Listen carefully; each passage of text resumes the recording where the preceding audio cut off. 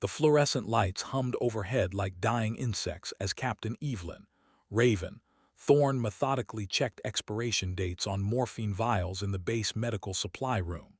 Her fingers moved with practiced efficiency, muscle memory from 2 tours in Afghanistan still sharp despite 3 years of desk assignments.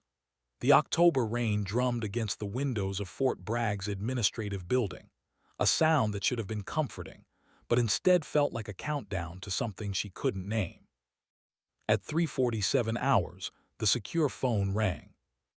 Evelyn's hand froze over a box of field dressings. The red phone mounted on the wall hadn't rung in the 6 months since she'd been transferred to logistics. Nobody called that line unless the world was ending or close to it.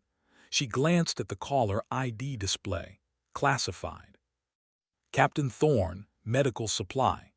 Her voice carried the crisp professionalism that had earned her early promotion, though it couldn't mask the slight tremor of anticipation. "Is this Raven 6-4?" The voice was gravelly, unfamiliar, with the kind of authority that made colonels stand straighter. The call sign hit her like a physical blow. Nobody had used that designation since her last combat mission, since the incident that had grounded her permanently, or so she thought. "Who is this?" "Major General Richardson, JSOC.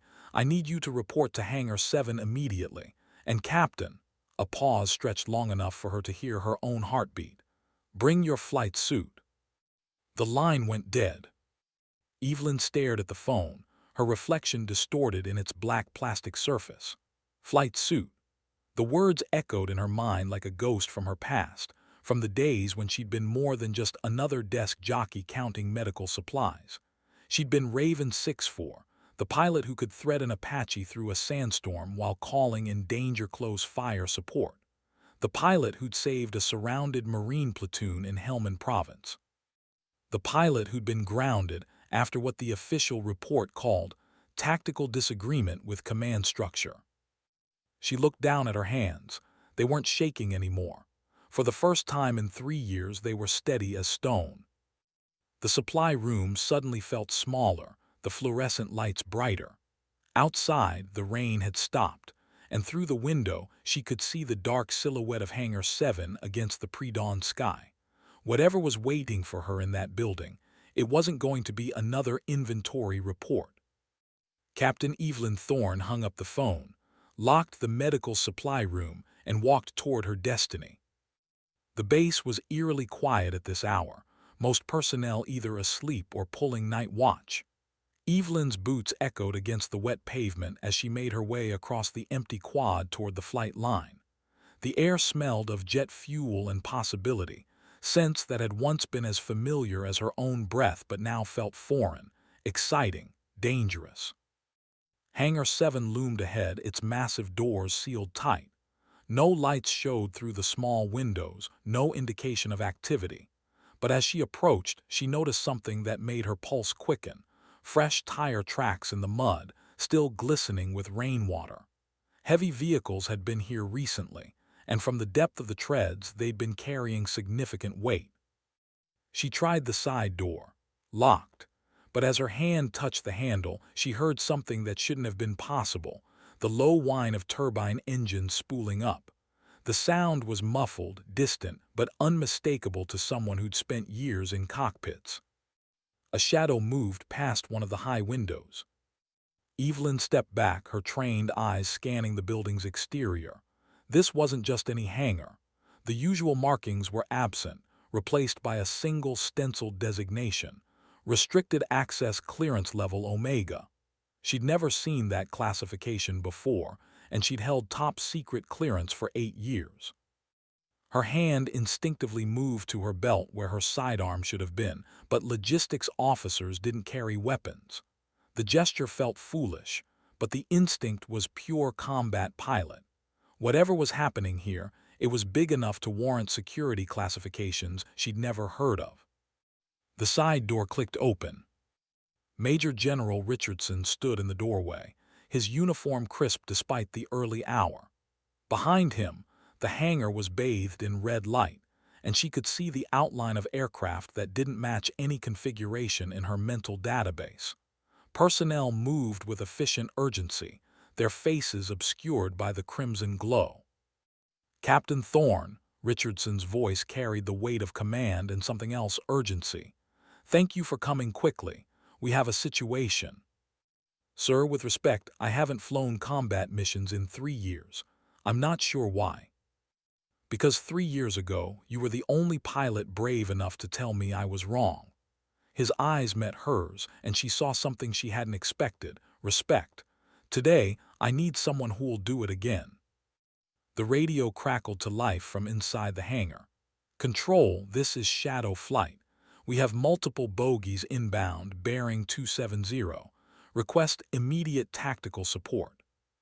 Richardson's jaw tightened. Captain, how quickly can you remember how to fly? Inside the hangar, the red lights cast everything in an otherworldly glow. The aircraft lined up on the floor weren't in any manual Evelyn had studied. They were sleek, angular, with sensor arrays that seemed to bend light around them. The closest one bore no national markings, just a simple black raven painted on its nose. What are these? She whispered. Officially, they don't exist. Richardson led her toward the nearest aircraft. Unofficially, they're what we've been developing for the past 5 years. Stealth attack helicopters, next-generation avionics, and capabilities that would make an Apache look like a crop duster. Personnel swarmed around the aircraft, performing final checks with practiced efficiency. Their uniforms bore no unit patches, no name tags, nothing to identify them as belonging to any official military branch. They moved like special operations soldiers, but their equipment was unlike anything in the conventional military. Sir, why me? Evelyn's voice was barely audible over the increasing turbine whine. Richardson stopped beside the Raven-marked aircraft. Because 6 months ago, our intelligence detected a new threat, something that requires a pilot who can think outside the manual, who can make decisions under pressure that other pilots wouldn't dare attempt. He paused. And because the enemy specifically requested you. The words hung in the air like a physical presence. Evelyn felt her blood turn to ice. Requested me. By call sign. They know who you are, Captain. They know what you're capable of. And for reasons we don't yet understand, they want you in the sky tonight. A technician approached with a flight suit, the fabric unlike anything she'd seen before. It was lighter than standard issue but felt stronger, with integrated systems that seemed to pulse with their own energy. As she took it, she noticed her hands weren't shaking anymore. They were steady, professional, ready. What's the mission, sir? Richardson's expression grew darker. To find out why ghosts are calling your name. The briefing room was smaller than she'd expected, filled with personnel who looked like they'd been selected from special operations units across all branches. Their faces were serious, professional, and they watched her with the kind of attention reserved for legends or liabilities. She wasn't sure which category she fell into. Ladies and gentlemen, Richardson began, meet Captain Evelyn Thorne, call sign Raven 64. She'll be flying lead on tonight's mission. A murmur ran through the room. Some of the faces showed recognition, others skepticism. A young lieutenant leaned over to whisper something to his companion, who shook his head sharply in response. Captain, Richardson continued, these are the best pilots and tactical officers from across JSOC. They've been training for this mission for 6 months. Tonight, they'll be following your lead. Evelyn felt the weight of their stares. She'd commanded respect before, but that had been in conventional aircraft with conventional missions. This felt different, charged with an energy that spoke of desperation and last chances. What exactly are we facing? She asked. The lights dimmed, and a holographic display materialized in the center of the room. The image showed a mountainous region she didn't recognize, marked with red indicators that pulsed like a heartbeat. 48 hours ago, Richardson explained, our satellites detected unusual activity in this region. What appeared to be a small research station revealed itself as something far more complex. The installation is heavily fortified, equipped with air defenses that shouldn't exist, and protected by aircraft that match no known configuration. The hologram shifted, showing aerial reconnaissance footage. Dark shapes moved across the screen, their movements too fluid for conventional aircraft. More importantly, Richardson's voice dropped, they've been broadcasting on encrypted frequencies, the same frequencies your unit used in Afghanistan. The room fell silent. Evelyn stared at the display, her mind racing through possibilities, all of them troubling. "Show her the message," someone said from the back of the room. Richardson nodded reluctantly. The hologram changed again, displaying a waveform pattern. When the audio played, the voice that emerged was distorted, electronic, but the words were clear. "Tell Raven 6-4 that her flock is waiting. The sky remembers." The silence that followed was deafening. Evelyn felt every eye in the room on her, waiting for her reaction, her explanation, her insight into words that seemed to come from nowhere and everywhere at once. But she had none. The message was as mysterious to her as it was to everyone else. "Sir," she said finally, "I have no idea what that means." "We believe you," Richardson replied. "But someone out there knows exactly who you are, and they're willing to reveal a classified installation just to get your attention." The pre-flight checks felt like coming home. Evelyn's hands moved across the controls with muscle memory that surprised even her, each switch and gauge as familiar as her own face. The aircraft responded to her touch like a living thing, its systems humming with barely contained power. "Raven 6-4, radio check." The voice in her headset was crisp, professional. "Raven 6-4, loud and clear." The words felt natural, like she'd never stopped using them. "Shadow Flight, this is Control. You are cleared for takeoff. Time on target, 47 minutes." The hangar doors opened with mechanical precision, revealing a star-filled sky that seemed to stretch into infinity. The other aircraft in her flight were already airborne, their position lights barely visible against the darkness. Advanced stealth technology made them nearly invisible to radar, but to her trained eye, they were guardian angels waiting in the night. "Raven 6-4, you are cleared for takeoff." The aircraft lifted off with a smoothness that defied physics. There was no vibration, no mechanical noise, just a gentle rising sensation as the ground fell away beneath them. The controls responded to her thoughts as much as her hands, the aircraft becoming an extension of her will. "Control, Raven 6-4 is airborne, proceeding to target area." "Roger, Raven 6-4. Be advised, we're tracking multiple contacts in your vicinity. Unknown aircraft, bearing 090, altitude Angels 15." Evelyn's blood chilled. Angels 15 meant 15,000 feet, well within engagement range. But the contacts weren't showing on her radar, which should have been impossible given the advanced systems she was flying. "Control, I show no contacts on scope. Are you certain?" "Affirmative, Raven 6-4. Multiple contacts closing on your position." Through her night vision system, she could see the terrain below, a rolling landscape of mountains and valleys that seemed to stretch endlessly.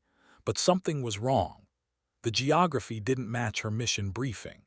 The mountains were too tall, the valleys too deep, and the shadows moved in ways that defied natural law. "Shadow Flight, this is Raven 6-4. Report your position." Static answered her. Then faintly, a voice she didn't recognize. "Raven 6-4, welcome home." The communication system crackled with interference, but underneath the static, she could hear something that made her skin crawl. The sound of her own voice, calling out tactical commands from 3 years ago. "Control, we have a problem." But Control didn't answer. The radio was dead. Ahead, lights began to appear on the horizon. Not the warm glow of a city or the harsh illumination of a military installation, but something else entirely. Cold, blue lights that seemed to pulse with their own rhythm, like a heartbeat made of electricity. As she drew closer, the lights resolved into structures that shouldn't have been possible. Massive towers spiraled up from the mountainside, their surfaces covered in patterns that seemed to shift and change as she watched. Aircraft moved between them, but their flight patterns were wrong, too fluid, too graceful for anything built by human hands. "What is this place?" she whispered. The answer came from behind her, a voice she recognized but couldn't place. The place where pilots go when they refuse to follow orders. She spun in her seat, but the cockpit was empty. The voice had come from her own communication system, spoken in her own voice, but she hadn't said the words. Below, the strange installation continued to grow larger, and somewhere in its depths, she could see aircraft that bore a familiar marking, the black Raven that had once been her personal symbol. The facility spread across the valley like a metallic cancer, its structures defying conventional architectural understanding. Towers twisted impossibly upward, connected by bridges that seemed to float without support. The blue lights pulsed in perfect synchronization, creating a hypnotic rhythm that made her instruments flicker. "Raven 6-4, you are entering restricted airspace." The voice came from nowhere and everywhere, speaking through her own communication system, but originating from the facility below. "Identify yourself," she responded, her training taking over despite the impossible circumstances. "We are what you made us, what you chose when you refused to follow the order to abandon your Marines." The words hit her like a physical blow. The incident 3 years ago flooded back with crystal clarity. The surrounded Marine platoon, the order to withdraw, her decision to disobey and attempt a rescue. She'd saved every man in that unit, but the insubordination had cost her everything. "That was different," she said aloud, though she wasn't sure who she was addressing. "Was it? You chose conscience over command, honor over orders. The Marines lived because you refused to let them die." The facility was directly below her now, and she could see aircraft moving with impossible grace between the towers. They were sleek, predatory, and each one bore the same Raven marking that had once adorned her own aircraft. "What do you want from me?" "To show you what happens when good soldiers are punished for doing what's right." A hangar door opened in the facility's central tower. The opening was perfectly sized for her aircraft, and despite every instinct screaming against it, she found herself beginning a descent toward the landing pad. "Raven 6-4, do not approach the facility. Repeat, do not approach." The voice was different now, urgent, crackling through heavy static. It sounded like Major General Richardson, but distorted, as if transmitted across vast distances. "Control, is that you?" she called back. "Raven 6-4, you are not where you think you are. The facility is not real. Repeat, the facility is not real." But her instruments showed solid ground below, and her aircraft was responding to the landing pad's guidance systems. The facility was real enough to interact with, real enough to guide her to a safe landing. "Control, I'm going in. If this is a trap, I need to know what they want." "Negative, Raven 6-4. Return to base immediately. That's a direct order." The word stung. After 3 years of following orders, of being the perfect logistics officer, she was being asked to disobey again. But this time, the choice felt different. This time, she was choosing to face the unknown rather than abandon it. "Control, I'm sorry. I have to see this through." She cut the radio and committed to the landing. The hangar was vast, its ceiling lost in shadows that seemed to move independently of any light source. As her aircraft settled onto the deck, she could see other helicopters arranged in perfect formation. Each one was identical to hers, each bearing the Raven marking, each positioned with military precision. The engine wound down, and the silence that followed was absolute. No mechanical sounds, no voices, no indication of life beyond the aircraft around her. But as she prepared to exit the cockpit, she noticed something that made her blood run cold. The pilot seats in the other aircraft weren't empty. Figures sat in each cockpit, their faces hidden by flight helmets, their hands positioned on controls in perfect mirror images of her own posture. They weren't moving, but she could sense their attention, their awareness of her presence. "Welcome back, Raven 6-4." The voice came from directly behind her seat. This time, when she turned, she saw the source, a figure in a flight suit identical to hers, face hidden behind a visor that reflected her own image back at her. "Who are you?" she demanded. "I'm the pilot who chose to save her Marines instead of following orders. I'm the officer who was punished for doing what was right. I'm the woman who spent 3 years counting medical supplies instead of flying combat missions." The figure reached up and removed its helmet, revealing a face that was hauntingly familiar. Her own face, but marked by years of combat and wear that she'd never experienced. "I'm what you could have been if you'd never been grounded." Evelyn stared at her doppelganger, her mind struggling to process the impossibility of the situation. "This isn't real. This can't be real." "Reality is relative," the other Evelyn replied. "But consequences are absolute.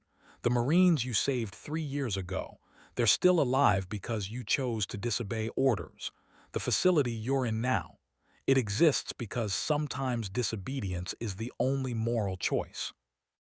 The hangar around them began to shift, the walls becoming transparent, revealing the true scope of the installation. It stretched for miles in every direction, filled with aircraft and personnel who moved with purpose and precision. But their uniforms bore no national markings, no unit patches, nothing to identify them as belonging to any official military organization. "What is this place?" Evelyn asked. "A haven for soldiers who chose conscience over command. A place where military personnel who were punished for doing what was right can continue to serve a higher purpose." Through the transparent walls, she could see training exercises in progress. Pilots flew aircraft that pushed the boundaries of physics. Ground teams practiced tactics that seemed to blend conventional warfare with science fiction. It was a military organization unlike anything she'd ever imagined. "Why me? Why now?" The other Evelyn smiled, and the expression was both familiar and alien. "Because the world is changing, and conventional military structures can't adapt fast enough. Because sometimes the best soldiers are the ones who know when to disobey orders. Because your Marines are about to need you again." The words hit her like a revelation. My Marines, but they're in trouble, deep trouble. The kind that requires a pilot who will risk everything to save them. The hangar floor began to rise, lifting them toward the ceiling. As they ascended, Evelyn could see the true scope of the operation below. Hundreds of aircraft, thousands of personnel, all working toward objectives that remained mysterious but clearly vital. "This is bigger than anything I've ever seen," she whispered. "It has to be," the other Evelyn replied. "The threats we face aren't bound by conventional rules, neither can we be."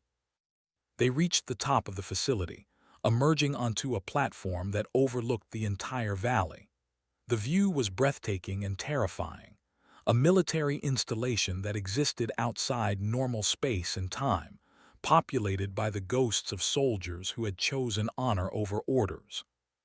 "The choice is yours," the other Evelyn said. "Return to your logistics desk and spend the rest of your career counting medical supplies, or stay and help us save the world."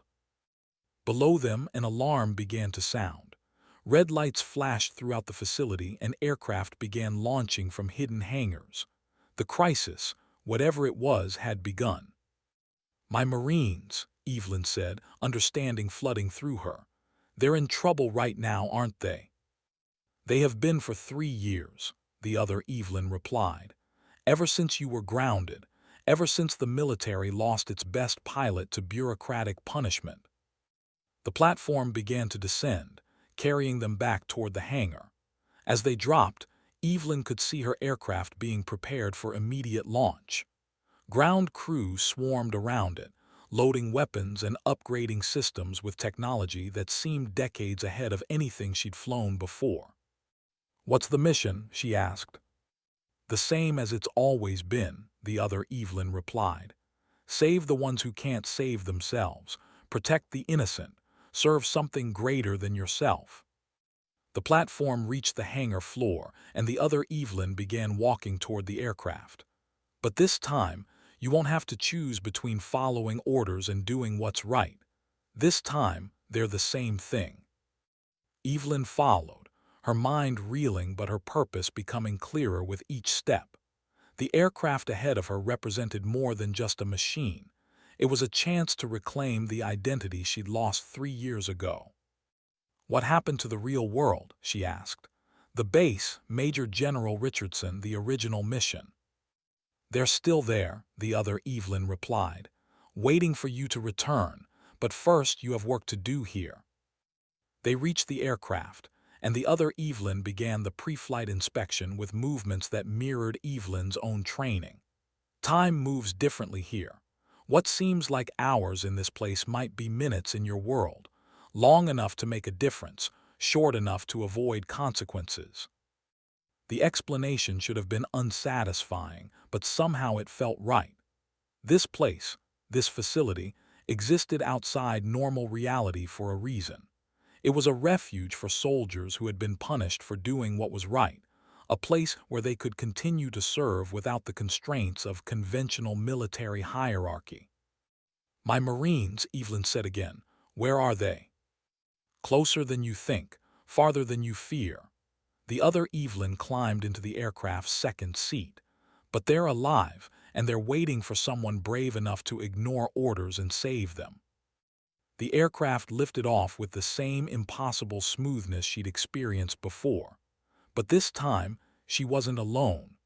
The other Evelyn sat beside her, a reminder of the path not taken, the pilot she could have been if circumstances had been different. "Contact bearing 090, came a voice over the radio. "Multiple aircraft, unknown configuration, closing on friendly position." "Roger, Control," Raven 64 responding. The mission felt familiar and foreign at the same time. The aircraft responded to her commands with an almost telepathic connection, its systems integrating with her thoughts and intentions. Below them, the landscape had changed again, now showing a desert environment that looked remarkably similar to Afghanistan. "There," the other Evelyn pointed to a cluster of buildings in the distance.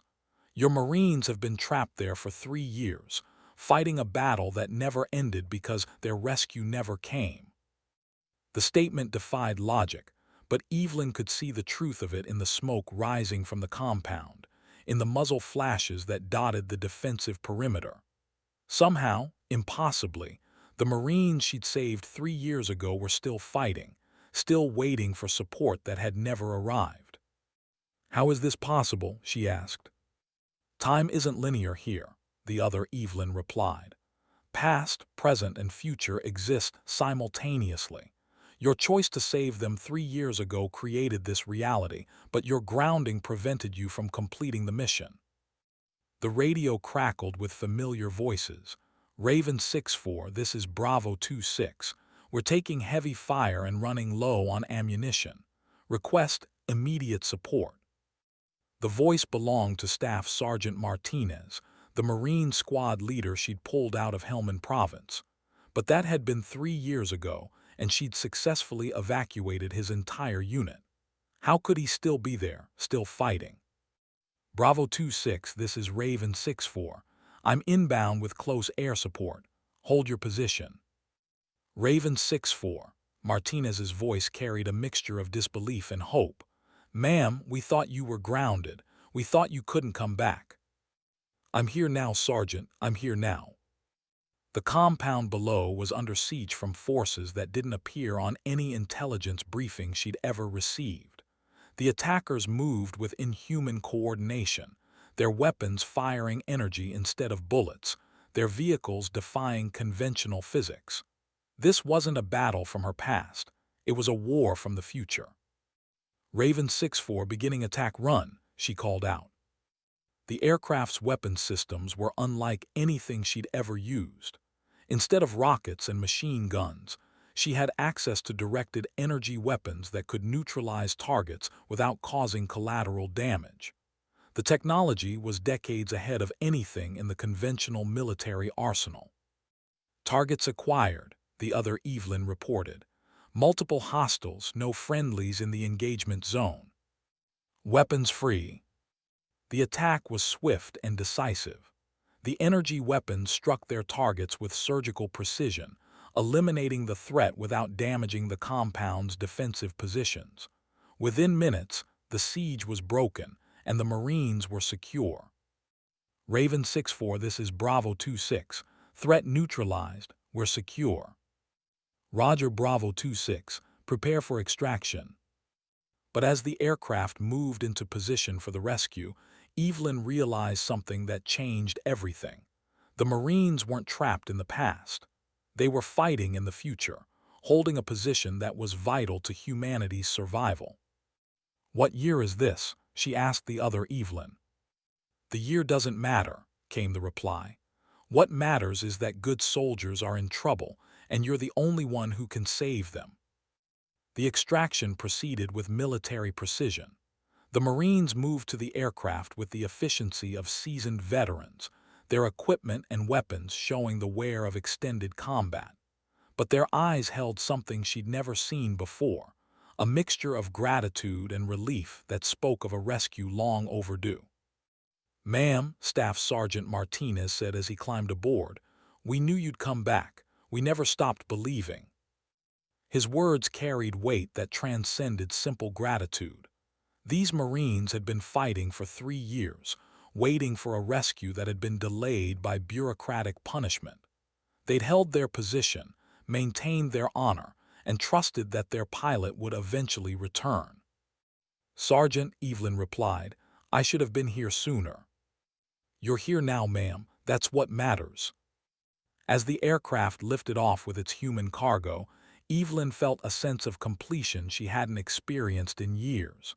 This was what she'd been trained for, what she'd been born for, saving soldiers who couldn't save themselves. But the mission wasn't over. The radio crackled with new transmissions, reports of other units in trouble, other Marines who needed extraction. The war was bigger than she'd imagined, and it was far from over. "Raven 6-4, this is Control. We have multiple units requesting immediate support. Are you available for additional missions?" Evelyn looked at the other Evelyn, who nodded with understanding. "We're available, Control. Send us the coordinates." What followed was a series of missions that blurred the line between reality and possibility.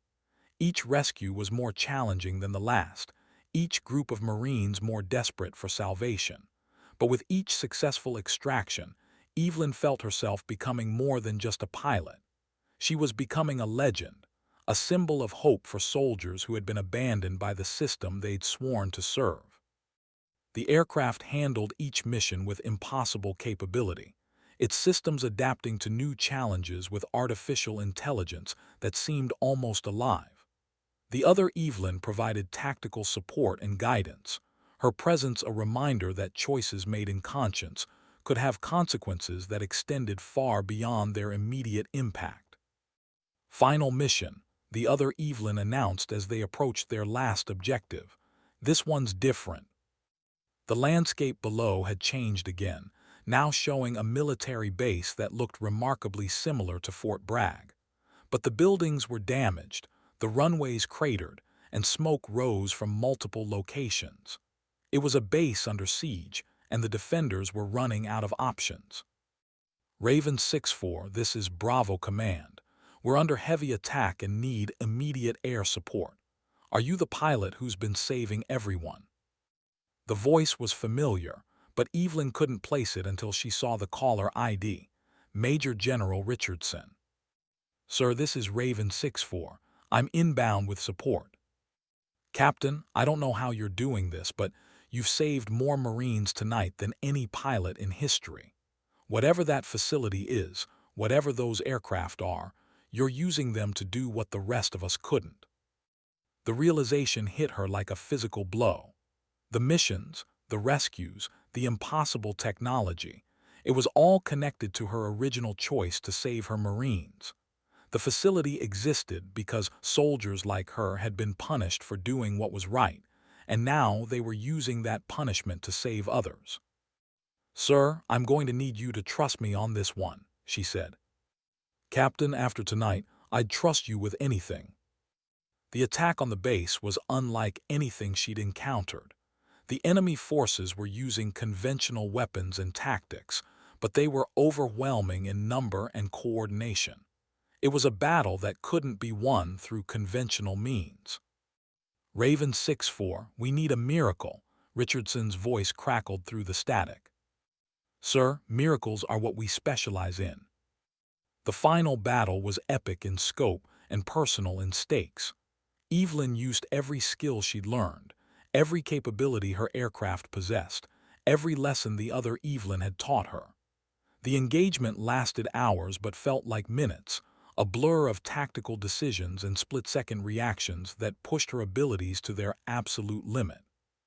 When it was over, the base was secure, the enemy was defeated, and the Marines were safe.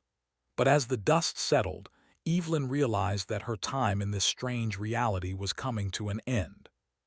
"It's time to go back," the other Evelyn said. "What about all of this?" Evelyn gestured toward the facility, the aircraft, the Marines they'd saved. "It'll always be here, waiting for the next soldier who chooses conscience over command. But you have work to do in your own world." The aircraft began to fade around her, the impossible technology dissolving into memory. But the experience remained, the knowledge that she'd made a difference, that her choices had consequences that extended far beyond their immediate impact. "Will I see you again?" she asked. "Every time you look in the mirror," the other Evelyn replied. "Every time you make the hard choice. Every time you choose to save someone instead of following orders that would condemn them." The facility, the aircraft, the other Evelyn, all of it dissolved into bright light that surrounded her like an embrace. When it faded, she was back in her original aircraft, flying through normal sky toward normal coordinates. But the radio was crackling with urgent transmissions. "Raven 6-4, this is Control.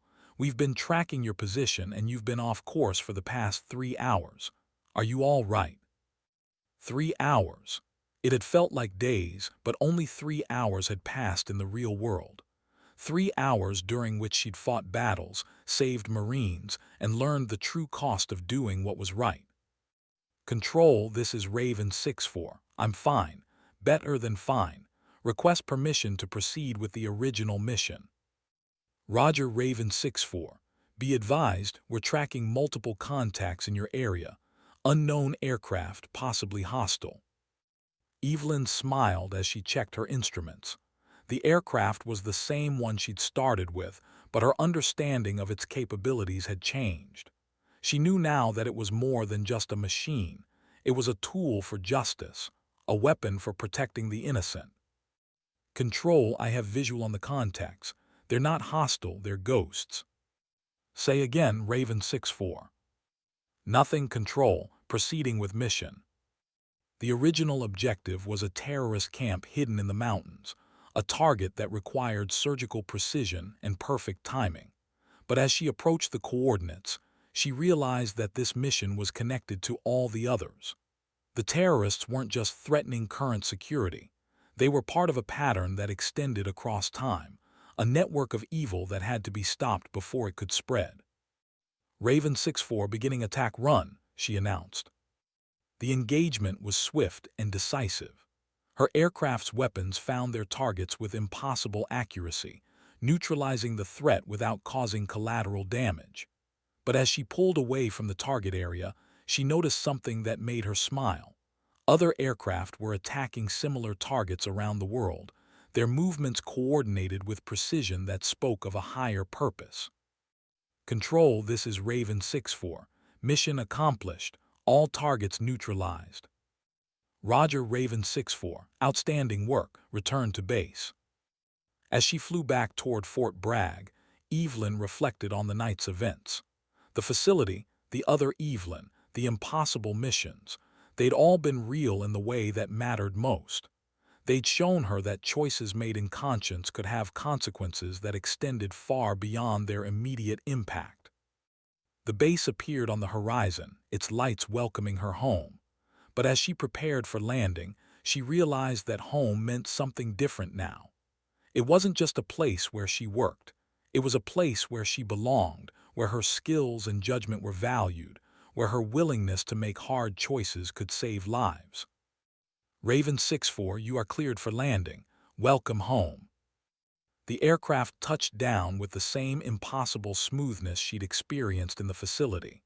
But this time, she knew it was real.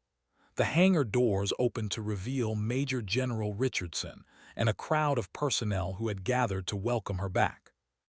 "Captain," Richardson said as she climbed out of the aircraft, "that was the most impressive display of flying I've ever witnessed. Whatever happened out there, you've just proved that grounding you was the biggest mistake I've ever made." Evelyn removed her helmet and looked at the general who had once punished her for doing what was right. "Sir, I learned something important tonight. Sometimes the best soldiers are the ones who know when to disobey orders." Richardson's expression shifted, understanding dawning in his eyes. "And sometimes the best commanders are the ones who know when to admit they were wrong." He paused, studying her face. "Captain, how would you feel about returning to active flight status?" The question hung in the air between them, heavy with possibility. Around them, the personnel who had gathered to witness her return watched with barely concealed excitement. Word of her performance had already spread through the base, creating a buzz of anticipation that felt electric. "Sir, I'd be honored," she replied. "Good, because we have a problem that requires someone with your particular skill set. Someone who can think outside the manual and make decisions that other pilots wouldn't dare attempt."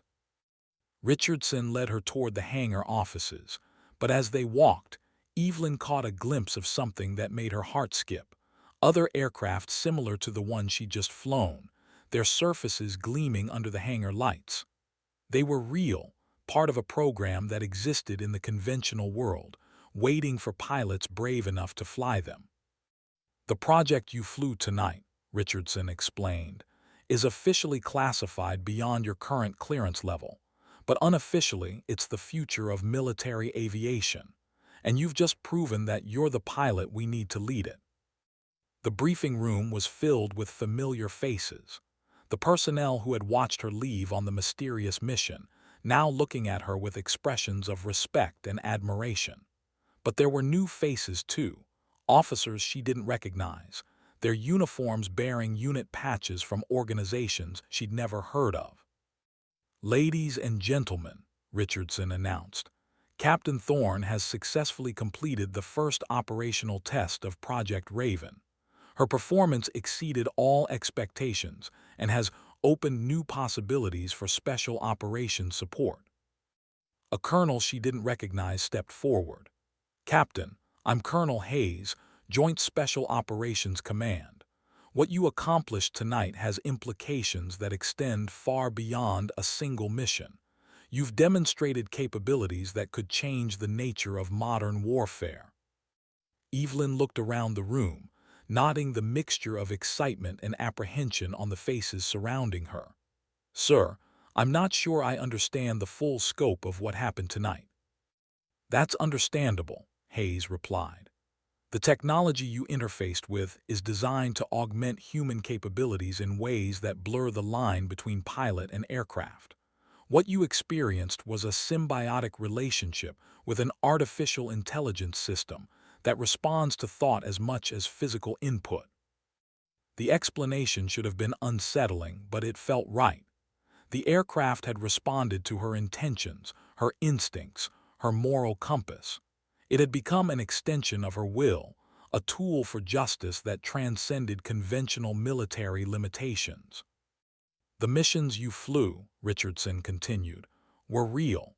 The Marines you saved, the terrorists you neutralized, the base you defended, all of it happened. but the aircraft you flew exists in a classified program that officially doesn't exist. Black budget? Evelyn asked. Blacker than black, Hayes replied. The kind of program that operates outside normal oversight because the threats it addresses exist outside normal parameters. A technician approached with a tablet displaying flight data from her mission. The numbers were staggering: impossible speeds, inhuman reaction times, tactical decisions that defied conventional training. But the mission logs were real, confirmed by multiple sources and satellite imagery. Captain, Hayes said, we're offering you command of Project Raven. Full operational authority, unlimited resources, and the best pilots and support personnel in the military. Your job would be to lead a unit that operates outside normal command structure, taking on missions that conventional forces can't handle. The offer was everything she dreamed of and more, but it also carried responsibilities that went far beyond normal military service. She would be commanding forces that existed in the shadows, using technology that pushed the boundaries of possibility, facing threats that most people couldn't imagine. What about oversight? She asked. Who do we report to? Ultimately, to the President, Richardson replied. But on a day-to-day basis, you'll have more operational freedom than any pilot in history. The only constraint is that you use that freedom responsibly. Evelyn thought about the other Evelyn, the doppelganger who had shown her a facility filled with soldiers who had been punished for doing what was right. That facility had been a vision of what could happen when good soldiers were abandoned by the system they served. This offer was a chance to ensure that never happened again. I accept, she said. The room erupted in subdued applause, the kind of professional acknowledgement that spoke of serious people taking on serious responsibilities. But underneath the formality, she could sense excitement, anticipation, and something else: hope. Excellent, Hayes said. Your first assignment will be to select your team. We have files on every pilot and support specialist in the military, but the final decisions are yours. Choose people who can think independently, who can handle moral ambiguity, and who won't break under pressure. A stack of personnel files appeared on the table in front of her. Hundreds of names, thousands of pages of service records, evaluations, and psychological profiles. But as she opened the first file, she realized that she already knew what she was looking for: people who had been punished for doing what was right. Take your time, Richardson said. This decision will determine not just the success of the program, but the kind of organization we become. Evelyn began reading, looking for patterns in the files: court-martial records for insubordination, negative evaluations for questioning orders, disciplinary actions for putting soldier welfare above mission parameters. These weren't the records of bad soldiers. They were the records of soldiers who had been punished for having consciences. I want to interview these people personally, she said. Of course. But remember, Captain, this is a voluntary assignment. Some of the people you're considering may not be interested in operating outside normal military structure. As if anyone who had been punished for doing what was right wouldn't jump at the chance to serve without bureaucratic interference. But she understood the warning. This program would attract people who had been burned by the system, and burned people could be unpredictable. I'll handle the interviews carefully, she assured them. Good, because the people you choose will be operating aircraft that cost more than most military bases. They'll have access to weapons that could level cities, and they'll be making decisions that could affect global security. The weight of the responsibility settled on her shoulders like a familiar burden. This was what she'd been trained for, what she'd been born for, leading soldiers who understood that sometimes the right choice was the hard choice. When do I start? She asked. Tomorrow, Hayes replied. But first, you should know that this program has enemies, people in the government who think it's too dangerous, too uncontrolled. They'll be watching for any excuse to shut us down. Then we won't give them one, Evelyn replied. That's what I hoped you'd say. The meeting broke up with handshakes and promises of support, but as the room emptied, Richardson remained behind. Captain, I owe you an apology. 3 years ago, I made a decision based on fear rather than judgment. I punished you for doing what was right because I was afraid of the precedent it would set. Sir, you were doing what you thought was best for the military. No, I was doing what was safe for my career. There's a difference. He paused, studying her face. The Marines you saved 3 years ago are still serving. All of them. They've requested transfers to your new unit. The news hit her like a physical blow. Staff Sergeant Martinez and his squad, the men she'd risked everything to save, wanted to serve under her command again. It was validation of the choice she'd made, confirmation that doing what was right had consequences that extended far beyond their immediate impact. All of them, she asked. Every single one. They say they owe you their lives and they want to help you save others. Tears threatened to blur her vision, but she fought them back. These men had been waiting 3 years for a chance to serve with her again, to be part of something that mattered. She wouldn't let them down. Sir, I'd be honored to have them on my team. I thought you might. They're already being processed for transfer. You'll have your core team by the end of the week. As Richardson left, Evelyn remained alone in the briefing room, surrounded by the personnel files that would determine the future of Project Raven. But she wasn't really alone. The other Evelyn was there, a presence she could feel rather than see, a reminder that choices made in conscience could have consequences that extended across time and space. Thank you, she whispered to the empty room. The response came not as words but as a feeling. The knowledge that she had found her true purpose, that she was exactly where she belonged, that the punishment she'd endured had been preparation for something greater. She opened the first personnel file and began to read, looking for soldiers who had been punished for doing what was right. They were out there, scattered across the military, waiting for someone to give them a second chance. She would find them, recruit them, and give them the opportunity to serve something greater than themselves. The night was far from over, but for the first time in 3 years, Captain Evelyn Raven Thorne felt like she was flying again. The weeks that followed were a whirlwind of activity. Personnel interviews, training programs, equipment familiarization, and mission planning consumed her days and nights. But with each step, Project Raven took shape as something unprecedented in military history. A unit composed entirely of soldiers who had been punished for doing what was right. Staff Sergeant Martinez arrived first, his familiar face breaking into a grin when he saw her. Ma'am, it's good to be back. It's good to have you back, Sergeant, all of you. His squad had grown in the intervening years, but they still moved with the coordinated precision that had made them legendary in Afghanistan. They were older now, more experienced, but their eyes still held the same fierce loyalty that had made them worth saving. Ma'am, we heard about what you did that night, Martinez said. Flying that mission, saving all those Marines. Word is, you were grounded for 3 years, but you still found a way to do what was right. We all did what was right, Sergeant. That's why we're here. The hangar where they gathered was different from the one she'd left that mysterious night. It was larger, more advanced, filled with aircraft that represented the cutting edge of military technology. But they weren't the impossible machines she'd flown in the facility.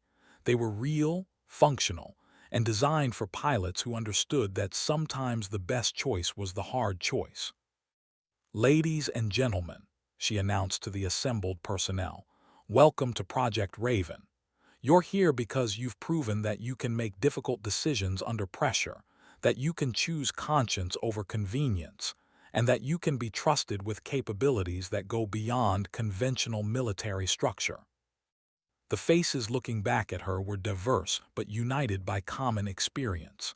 They had all been punished for doing what was right, all been relegated to lesser positions despite their proven capabilities. But they were here now, ready to serve something greater than themselves. Our mission is simple, she continued. We protect people who can't protect themselves. We serve justice when conventional forces can't or won't. We operate outside normal command structure because the threats we face exist outside normal parameters. A young pilot raised her hand. "Ma'am, what exactly are we flying?" Evelyn smiled. "Aircraft that don't officially exist, using technology that pushes the boundaries of possibility. You'll be interfacing with artificial intelligence systems that respond to thought as much as physical input. It's challenging, it's dangerous, and it's the most important work any of us will ever do." The training program was intensive and unprecedented. Pilots learned to interface with AI systems that augmented their capabilities in ways that blurred the line between human and machine.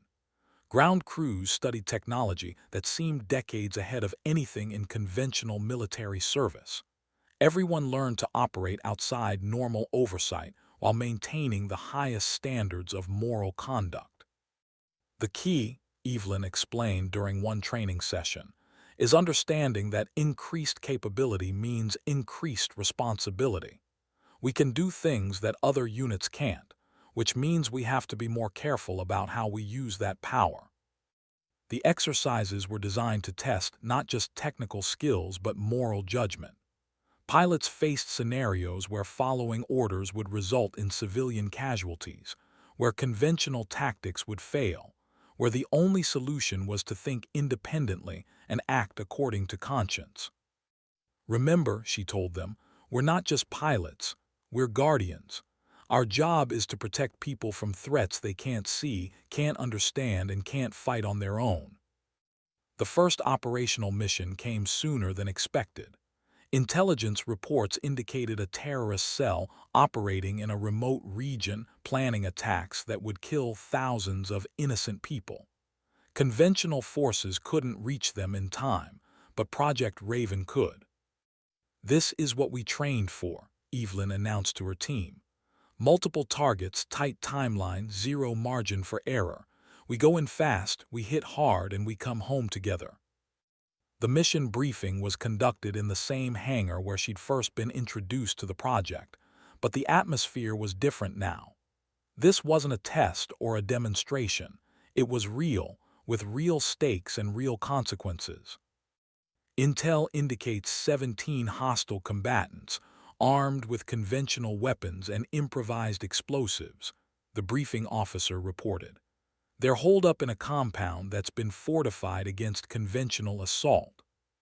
"What about civilians?" Martinez asked. "Negative. The compound is isolated, no friendlies in the area. You have clearance to engage all targets." The aircraft they flew on the mission were sleek, deadly, and almost alive in their responsiveness. Evelyn's interface with the AI system was seamless, the machine responding to her thoughts and intentions with precision that defied conventional understanding. "Raven Flight, this is Raven 6-4.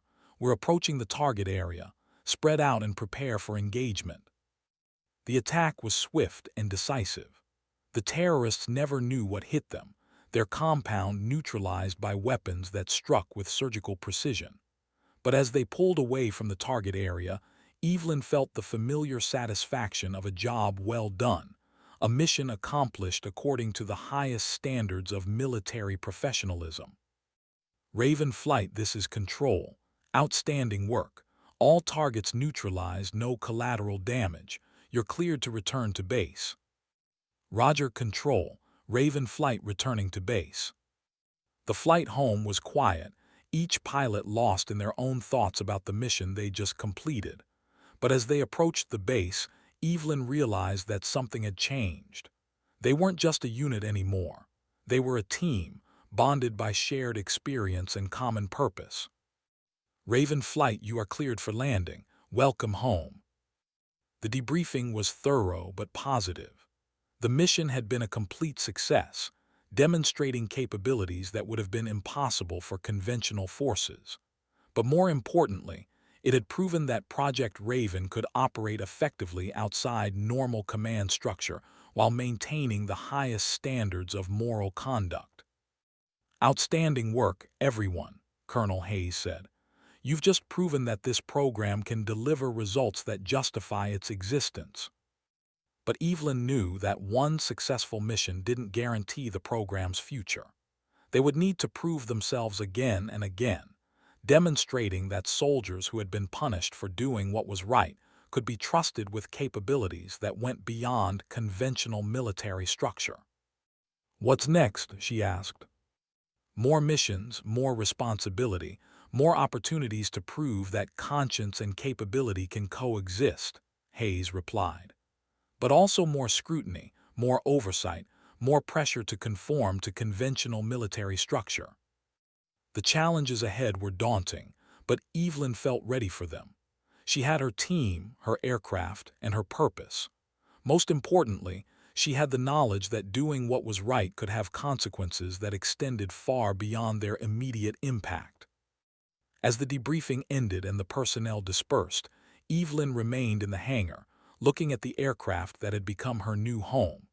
They were real, functional, and designed for pilots who understood that sometimes the best choice was the hard choice. "Ma'am," Martinez approached, his expression serious. "The team wanted me to tell you something. We know this program exists because you were willing to risk everything to save us 3 years ago. We won't let you down." "Sergeant, you could never let me down. All of you have already proven that you'll do what's right regardless of the consequences. That's why we're here." "Yes, ma'am, but this time we're not just following orders, we're following you." The weight of leadership settled on her shoulders like a familiar burden. These people had chosen to serve under her command not because they had to, but because they wanted to. They trusted her judgment, her moral compass, her willingness to make hard choices. "Then let's make sure we're worthy of that trust," she replied. The months that followed established Project Raven as a force for justice in a world that seemed increasingly chaotic. Their missions took them to every corner of the globe, facing threats that ranged from conventional terrorism to situations that defied easy categorization. Each mission reinforced the team's bond and their shared commitment to protecting the innocent. They saved hostages from impossible situations, stopped terrorist attacks before they could occur, and provided support to conventional forces facing overwhelming odds. But with each success came increased scrutiny from those who feared what they represented. Politicians worried about uncontrolled military units, bureaucrats questioned the cost of their technology, and conventional military leaders resented their independence. "We're walking a tightrope," Colonel Hayes warned during one briefing. "Success brings attention, and attention brings oversight. We need to be perfect because our enemies are looking for any excuse to shut us down." "Then we'll be perfect," Evelyn replied.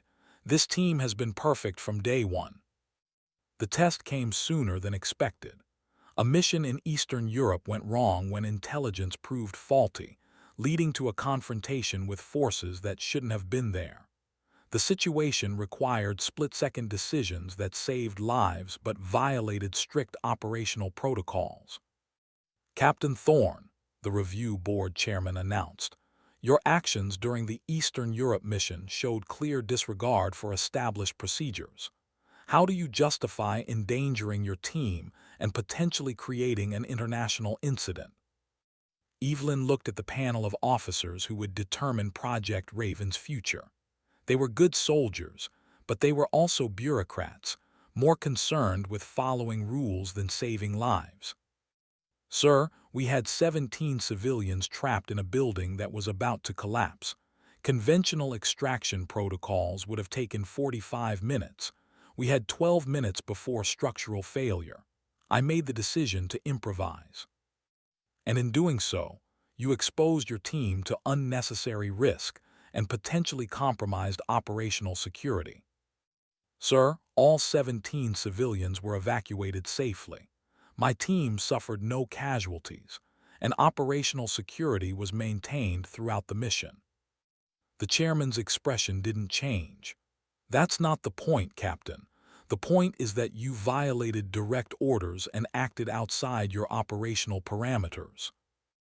The words hung in the air like an accusation. It was the same argument she'd heard 3 years ago, the same logic that had grounded her for choosing conscience over command. But this time, she wasn't alone.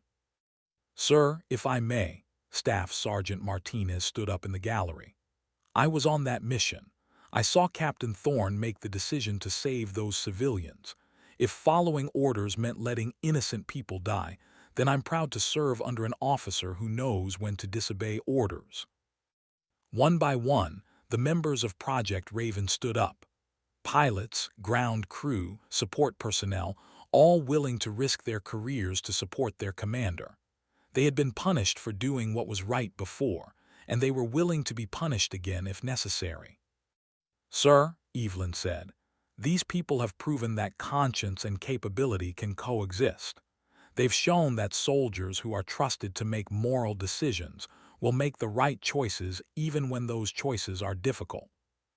The review board deliberated for hours, but their decision was never really in doubt. Project Raven had proven too valuable to lose, and their methods had saved too many lives to be dismissed as mere insubordination. "Captain Thorne," the chairman announced, "this board finds that your actions, while technically in violation of established protocols, were necessary to preserve human life and maintain operational effectiveness. Project Raven is hereby granted expanded operational authority and continued funding." The victory was sweet, but it came with a price. Increased authority meant increased responsibility, and increased responsibility meant that future mistakes would have greater consequences. "We did it," Martinez said after the hearing. "We proved that doing what's right is more important than following orders." "We proved it this time," Evelyn replied. "But we'll have to prove it again and again, every time we take on a mission that requires us to choose between conscience and convenience." The years that followed established Project Raven as a legend within the military community. Their missions became the stuff of classified briefings and whispered stories, tales of impossible rescues and surgical strikes that saved countless lives. But for Evelyn, the real victory wasn't in the missions accomplished or the lives saved. It was in the knowledge that she had created something that would outlast her own service, a unit that would continue to prove that conscience and capability could coexist long after she was gone. Standing in the hangar where it all began, surrounded by aircraft that represented the cutting edge of military technology and personnel who represented the best of military values, she knew that the choice she'd made 3 years ago had been the right one. The Marines were safe, the program was successful, and the future was bright with possibility.